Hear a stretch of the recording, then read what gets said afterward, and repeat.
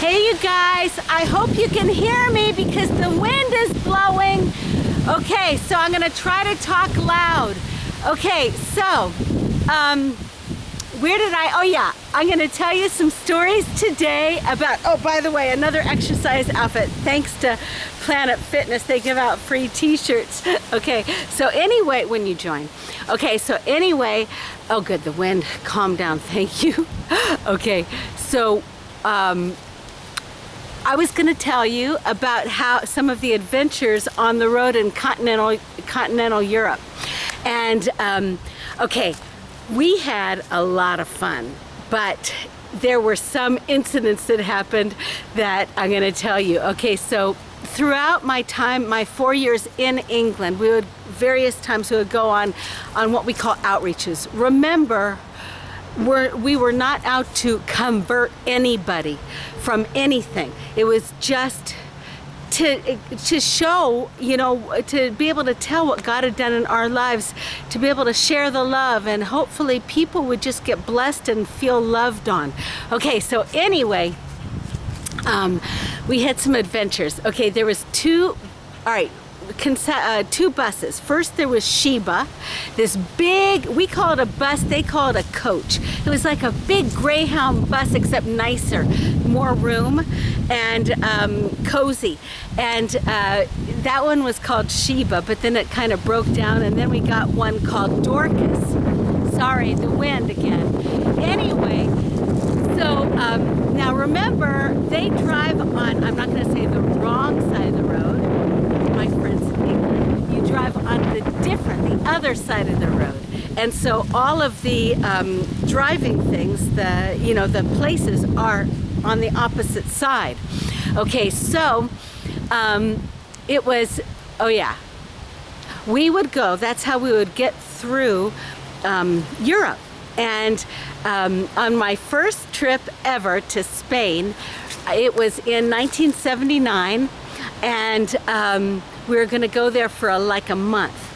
And so the way we would do it, there was, we would all be on the bus, and then we would have various things like different suitcases and stuff, our little personal ones, and then whatever.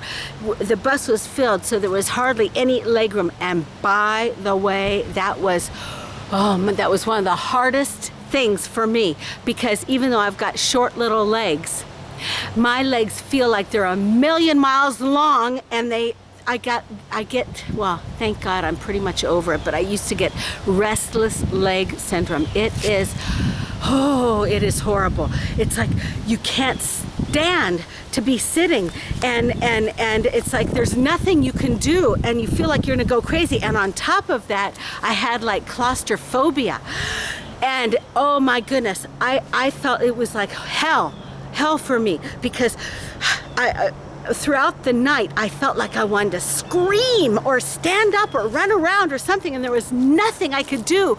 And then we had to sleep like this, on the airplane with your head like this and everything, and it was horrible, and I felt so jealous of the drivers, and rightfully so. They would save like the big long space in the back for them to take turns laying down, and of course it's for our safety.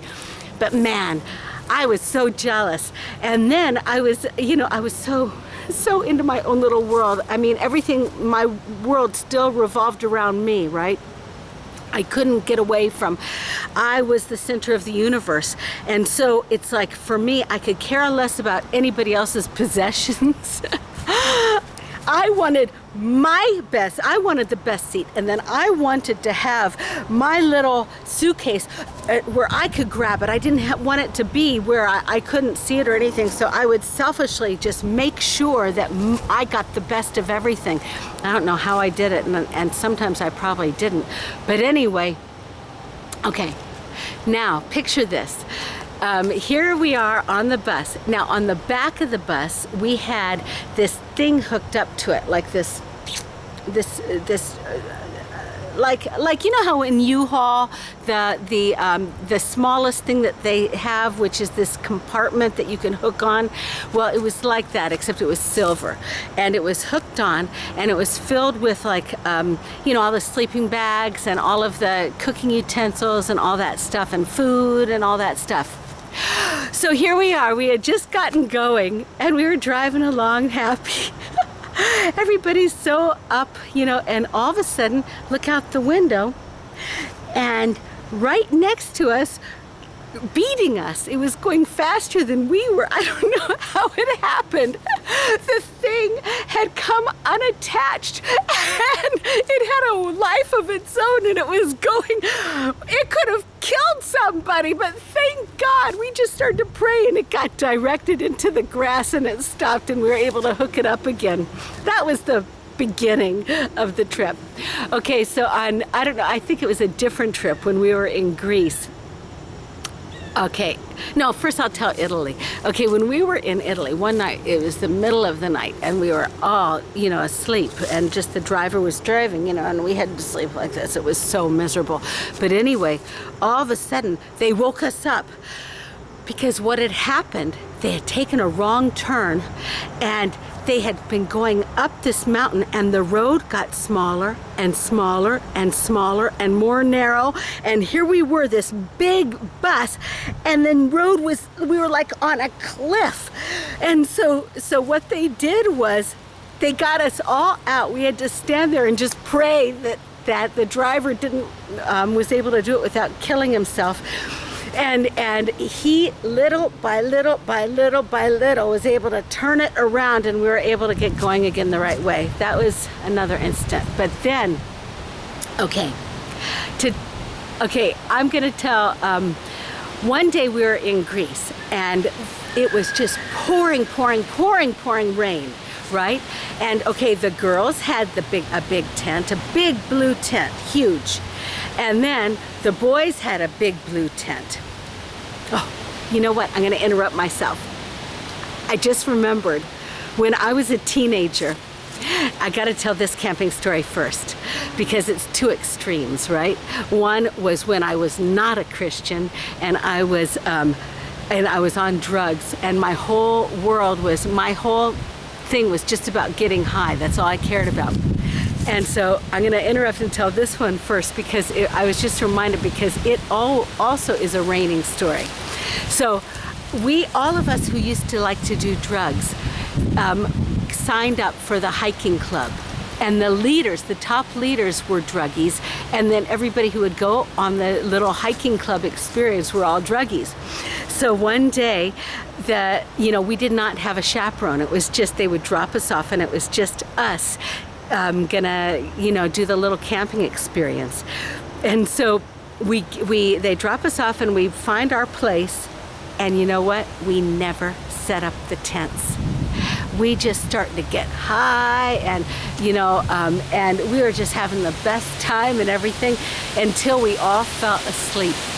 And then it started to pour rain, and it was a cold weather, and oh my goodness, it was one of the coldest I've ever been in my whole life. I thought I was gonna get frostbite, but we never had set up our tents, and we were just stuck in the rain. Okay, so fast forward all these years later, and here we were in Greece. No, yeah, it was in Greece. In Greece, I think. And so there was the big girls' tent, and then the big boys' tent. Well, in the middle of the night,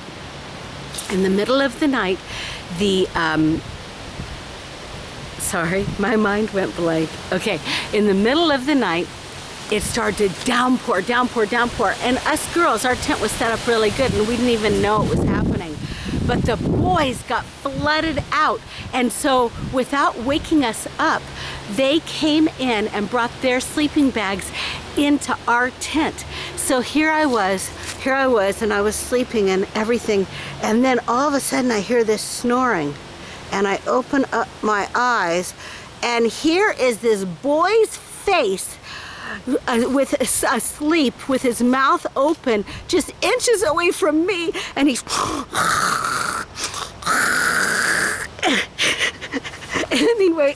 anyway, so Those are some of my memories. A different time I'll tell a few more, but anyway, so we did have a lot of fun, and even though, you know, we were all going through our stuff and getting over, you know, working through our own selfish behaviors, you know, I guess God did something in us that we were able to grow up a little bit. But anyway, I love you guys, and dream big and go for it.